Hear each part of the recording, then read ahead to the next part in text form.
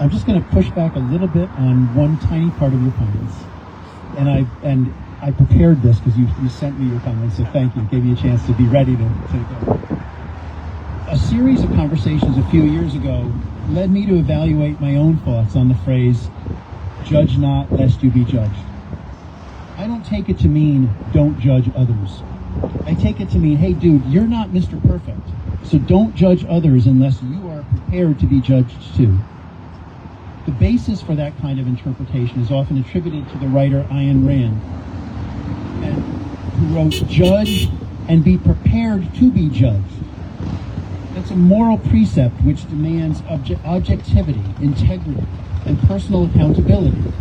It signifies that any judgment passed on others must be based on objective facts, must be willing to have their own actions and character scrutinized by the same standards. It emphasizes that judgment is not merely opinion, but a serious responsibility. This approach can be considered a necessary, rational act to distinguish between good and evil, rejecting moral neutrality. Central to this thought is that the same standards of judgment applied to others must be used to judge oneself. This is why you often hear me too often deserve to be judged harshly, and that's fairly. I will not be the first one casting that first stone.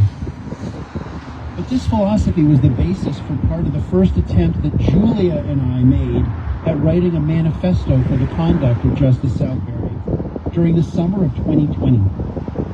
In the About Justice Southbury section of our Facebook page, we wrote, quote, "We believe in judging people by the content of their character, and in turn we expect to be judged by ours." That's a challenge we set forth for Justice Southbury almost 6 years ago.